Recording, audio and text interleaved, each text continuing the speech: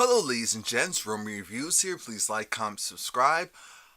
I did not want to believe it. I had a feeling. I did not want to believe it though. And I was in denial because I thought the same thing when it came to Hannah and the mystery of who, raped her. I was even telling people, no, it can't be the case. Too old, too young. And I was thinking the same thing, but I just did not want to believe it. Anyway, let's start things off with Benny. Benny is talking to Hannah because Hannah is just so happy. She's even telling Benny, hey, this is why you need to believe, because God is real, God is true, and God works miracles. And so she has to go and get herself together. Benny goes and talks to Mitch because Mitch is like, hey, talk to my family. They still want the interest. They want the interest, and Benny is just like, what? Are you serious? I don't know what I'm supposed to do to get it. I'm thinking, didn't we have a game plan? But Mitch said, look, I may be able to help you, but trust me, you owe me if I can get you this money. I'm guessing Mitch is going to go straight to the source, as in the criers, and try to work something out, but this is just too much. While that's happening, we see that Candace is working with Charles, and Charles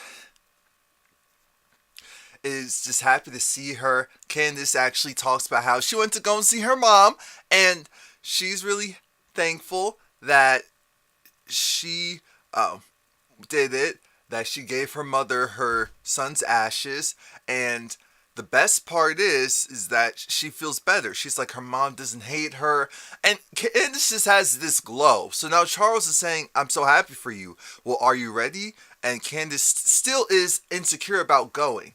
Now, I feel like, okay, maybe Candace shouldn't have gone, but what ends up happening is she's gonna go, so now she needs to get ready.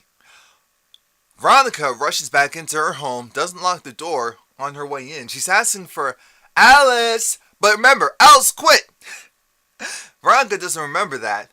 Anyway, she goes, pours herself a drink, even though she's not supposed to be drinking. She's almost out of alcohol. David runs in after her, talks about, what are you doing? And she said, no, you're being too nice to me. It's because of the fact that you need my help to, with Wyatt. You knew about Wyatt, and that's why you're trying to do this. I'm thinking, well, Jim did. See, David knew, but that's not why he's being nice to Veronica. He can't tell her the real reason why he's being nice to her again, because he was like, don't drink, so she doesn't drink. Then he's like, sit down. Can't sit down on that couch. That's where they had the argument. Can't, sit down on that other one, because that's where she actually got hit and fell, and by him. And obviously she's still traumatized. This is where we hear some truth. Now we're finally getting a little bit of backstory on Veronica. We already know that she slept her way to the top, and she slept with, did the same thing that Candace did, sleeping with rich men, slept with Catherine's father, as well as now we learned that she was in a abusive relationship before David, where her ex, was hitting her and abusing her, and that's why she told David, like, if we're going to be together, you have to promise me that you're not going to do what my ex did. So when David hit her, it was a symbol of a true bleep you, I hate you. And that's when she started to say, well, I did it because she was like, well, at the end of the day, you broke my trust, and you slept with Maggie Day. And he said yes. And that whore, as in Erica. And he said yes. And you really fell for her, didn't you? He was like, yes, I really did. He had that look of, I am going to get this woman. But I have to remain calm. And it was a mess. When I tell you it was a mess, because She even felt like David was trying to coerce her into giving out information. And so then she said, "You're wearing a wire." He said, "No, it's a compression, suit." And he even had to show her that. And she was like, "Oh, okay, you really are hurt." And it was like, "Because of what I did, that's why you're hurt. So you remember it." And he was like, "Yes, of course. And you'll never forget it." I'm thinking, yes, obviously. Now Charles goes and he's asking Landon, "Where's Candace? Where's Candace?" Candace comes out in this very simple blue number. It's a dress, but the dress also kind of it's over the knee length, but the top, it has like a top that looks like it's separate, draped over it. It's nice. It's nice. And I said, look, I was proud of Candace because I felt like the glow up was real. Landon is smiling at her. Charles is smiling. So now we're back to David and Veronica. And like I said, they had that conversation outside. And I thought, not by the pool. Someone's going to die if it's by the pool. Someone's going to get pushed in that pool. And David's promising that he won't do that again to her. He won't hit her. And how he understands that there can really be no other woman for him except for Veronica. And Veronica's like, yes. And so Veronica's going to leave because David said, oh, he needs to change his bandages. And he was really pissed. He maybe needs to change his bandages, but he was really pissed. And he wasn't trying to show her. So when he left to his car, he went and called Jim. Veronica got up too. So I was afraid that Veronica got up and was eavesdropping. So far, that doesn't look like that's the case. It doesn't mean that it didn't happen, though. He's like, I'm going to do this to her. I'm going to do that to her. And I'm thinking, any louder? Any louder, David? Jim, it's like, calm down. We need her help. Yes, I understand. Go home, change your bandages, and then come back. I'm thinking, for once, Jim is making sense. And that sentence burns me. It burns me. It hurts me. Oh. Anyway. Catherine is at home. She's trying to figure out, all right, let me take a pill or two. And she realizes, wait a minute, where are my pills? So she storms downstairs asking Jim, hey, your son went and jacked my stuff. Wyatt went and took the pills. This is a problem. He's probably, getting high somewhere. I'm thinking, probably, he most certainly is. So now she goes, tells Jim, and Jim was focused on something else. Jim was focused on the fact that the news was talking about Candace and Candace Young going to the White House, and it just feels like everyone is after Candace now. But Jim has to first deal with Wyatt. So he talks to Wyatt, and it's just like, all right, Wyatt, so your mother's missing some pills. So he goes, and he checks Wyatt. He finds a pill. I said, only one? He already took the rest? Wyatt was just doing his usual screw you. So he goes upstairs. Now they all go upstairs. And he was trying to blow them off. But Jim was over it. Catherine, again, was trying to tell Jim, don't do too much now. Remember, he attacked you. I'm thinking, really? That's your son at the end of the day. So Jim better go and stand up to his son. Because if you can't stand up to your own child, then, So he does. He takes, I'm not sure what it was, but he takes it and he forces Wyatt almost off the bed and tries to get him to throw up because he's like, I can't find the pills. So Wyatt must have taken the pills. So then Wyatt was like, I hate you. Go away. Bleep y'all. Catherine tells Jim to leave. And so then once they go, Wyatt, because before Wyatt was talking about the gun, Catherine wanted to know more about this gun, but Jim, being Jim, he didn't care about that. He didn't want to focus on that. He had other fish to fry. I'm thinking, Jim, if you actually just listened to Catherine for once, you could have gotten some very important information. But you just breezed past it. You breezed past it, and now all of you are in danger. Y'all in danger!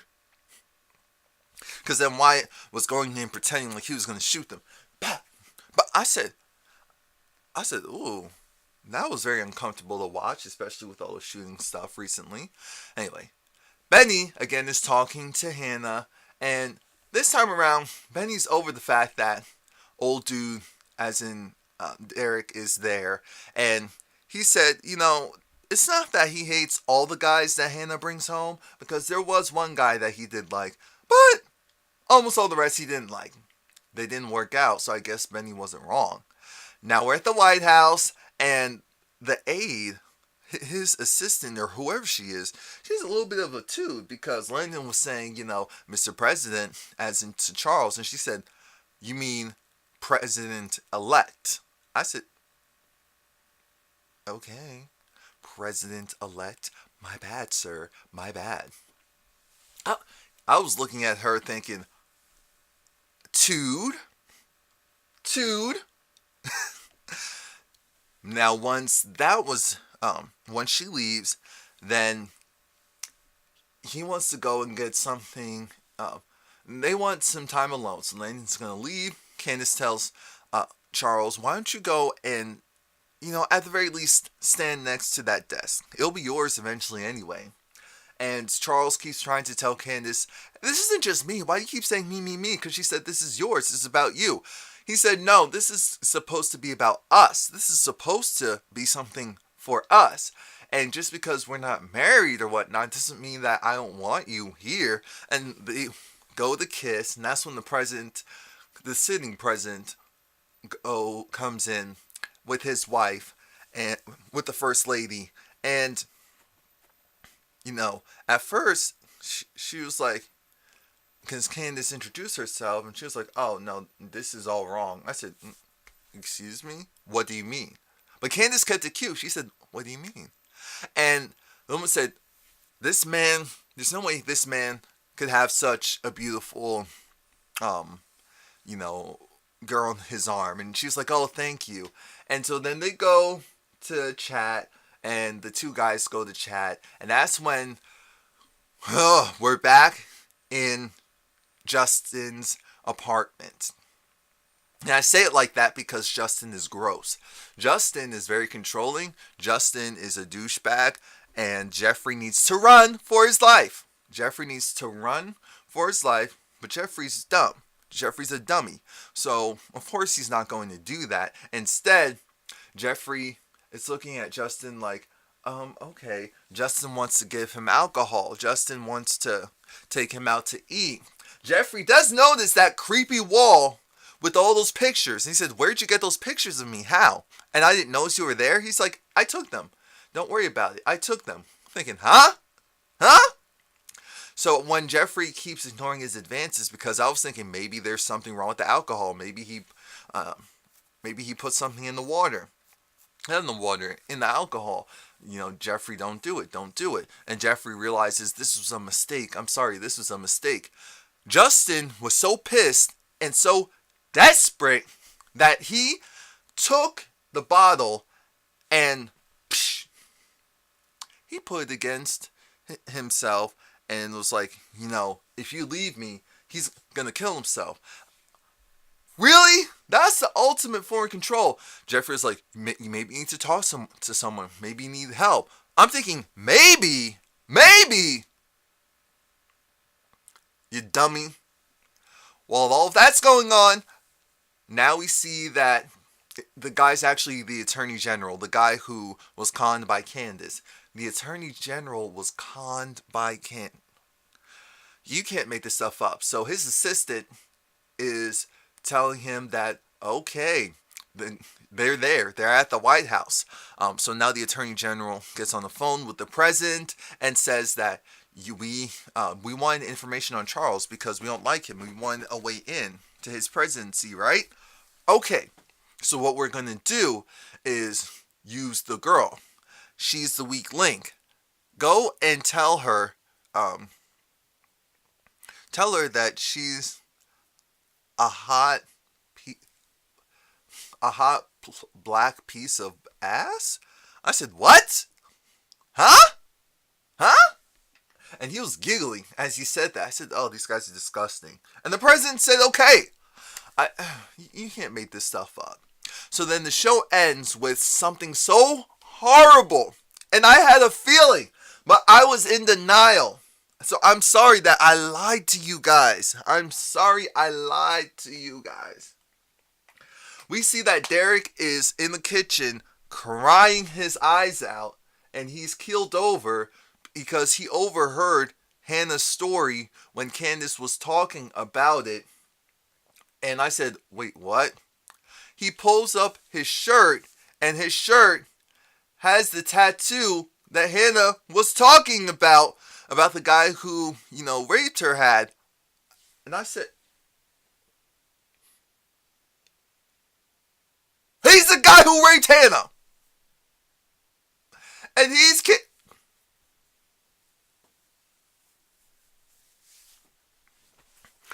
Candace's father. And I did not want to believe it. I knew it, but I did not want to believe it. So we were all right. I said, no, it can't be that easy. Hannah deserves some dang happiness. But then again, I said, this show's a soap opera. So you can never just have that happiness. Never. I was so hurt for her. I was so hurt for her. So hurt. She deserves so much better. She does. She gets on my nerves, but she deserves so much better. Whew. So that was it. The show comes back in March. Please like, comment, subscribe. Today's Wednesday, which means a new video, new ASMR video. Romie Whispers ASMR. Also, Empire Star recaps. If Loving You Is Wrong is back, so I'm reviewing that too. Thank you.